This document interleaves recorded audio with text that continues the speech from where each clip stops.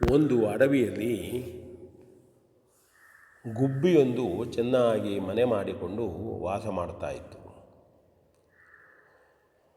ಆದರೆ ಆ ಗುಬ್ಬಿ ಸ್ವಲ್ಪ ಸೋಮಾರಿ.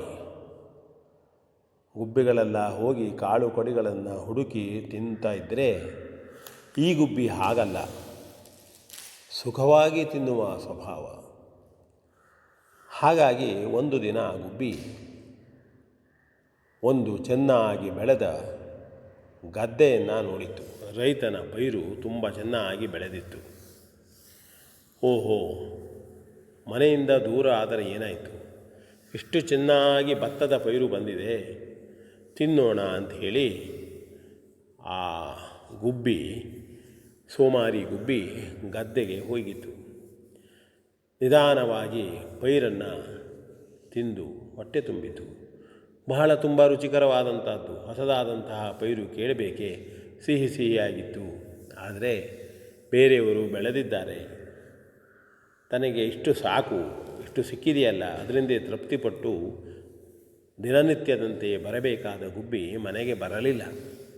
ಅದೇ ಗದ್ದೆಯಲ್ಲಿ ತಿಂದು ದಿನವೂ ತಾನು ಊಟ ಮಾಡೋಣ ಎನ್ನುತ್ತಾ ರೈತನ ಪೈರನ್ನು ಹಾಳು ಮಾಡುತ್ತಾ, ಅಂದರೆ ತಿನ್ನುತ್ತಾ ಅಲ್ಲೇ ಉಳಿಯಿತು. ಹಾಗೆ 15-20 ದಿವಸಗಳು ಕಳೆದವು. ಗುಬ್ಬಿ ಚೆನ್ನಾಗಿ ತಿಂದು ಕೊಬ್ಬಿತು. ಅದಕ್ಕೆ ಈ ಆಹಾರ ಬೇಸರ ಬಂತು. ಇನ್ನು ಮನೆಗೆ ಹೋಗೋಣ, ಮತ್ತೆ ಆಮೇಲೆ ವಿಚಾರ ಮಾಡಿದರಾಯಿತು ಅಂತ ಹೇಳ್ತಾ ತನ್ನ ಮನೆಗೆ ಬಂತು. ಅಷ್ಟರಲ್ಲಿ ಗುಬ್ಬಿಯ ಮನೆಯನ್ನು ನೋಡಿದಂತಹ ಒಂದು ಗಿಳಿ, ಇಲ್ಲಿ ಯಾರೂ ಇಲ್ಲವಲ್ಲ, ತಾನೇಕೆ ಮನೆ ಕಟ್ಟಿಕೊಳ್ಳಬೇಕು, ಶ್ರಮ ವಹಿಸುವುದಕ್ಕೆ. ಆ ಗಿಳಿಯೂ ಕೂಡ ಹಾಗೆ ಆಗಿತ್ತು. ಗಿಳಿಗಳು ಪೊಟರೆ ಒಳಗೆ ಗೂಡು ಕಟ್ಟಿಕೊಳ್ತವೆ, ತಾವೇ ಮಾಡಿಕೊಡ್ತವೆ. ಗಂಡು ಹಕ್ಕಿ ಹೆಣ್ಣು ಹಕ್ಕಿ ಸೇರಿ ಚೆನ್ನಾಗಿ ಗೂಡು ಕಟ್ಟಿಕೊಳ್ಳುವುದು ಪಕ್ಷಿಗಳ ಒಂದು ಗುಣ. ಆದರೆ ಗಿಳಿಯೂ ಸಹಿತ ಸ್ವಲ್ಪ ಸೋಮಾರಿನೇ. ಅದು ಕೂಡ ಹಾಗೆ ಬಂದು ನೋಡಿತು. ಓಹೋ, ತಾನು ಈ ಗುಬ್ಬಿಯ ಪಟರೆ ಒಳಗೆ, ಗುಬ್ಬಿಯ ಗೂಡಿನೊಳಗೆ ಇದ್ದರೆ ತನಗೆ ಆರಾಮಾದೀತು ಅಂತ ಹೇಳಿ ಆ ಗೂಡಿನಲ್ಲಿ ಉಳಿಯತೊಡಗಿತು. ಗುಬ್ಬಿ ಬಂದು ನೋಡಿತು, ಒಳಗೆ ಗಿಳಿ.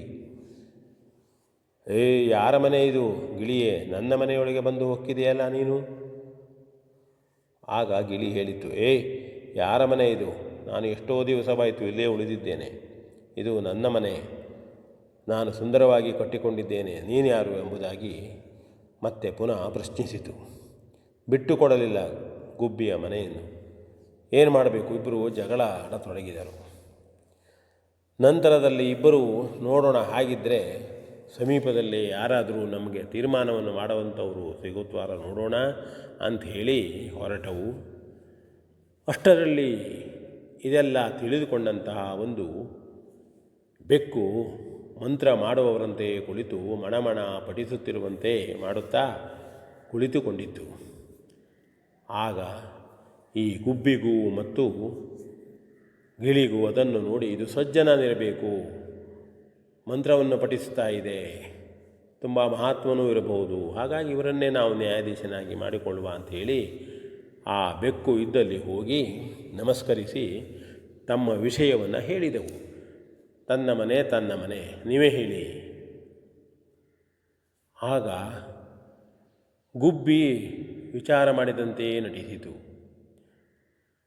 ಗುಬ್ಬಿ ಬೆಕ್ಕು ಇವರ ಮಾತನ್ನು ಕೇಳಿ, ಹೌದಾ, ಹಾಗಿದ್ದರೆ ಸರಿಯಾಗಿ ಕೇಳ್ತಾ ಇಲ್ಲ ನನಗೆ, ಹತ್ತಿರ ಬನ್ನಿ ಅಂತ ಹೇಳಿತು. ಗುಬ್ಬಿ ಮತ್ತು ಗಿಳಿ ಹತ್ತಿರ ಬಂದವು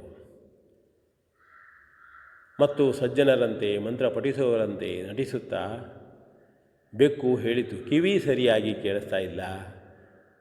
ಗುಬ್ಬಿ ಮತ್ತು ಗಿಳಿ ಹತ್ತಿರ ಬನ್ನಿ ಆಯಿತು ಅಂಥೇಳಿ ಗಿಳಿ ಮತ್ತು ಗುಬ್ಬಿ ಅತ್ಯಂತ ಸಮೀಪ ಬಂದವು.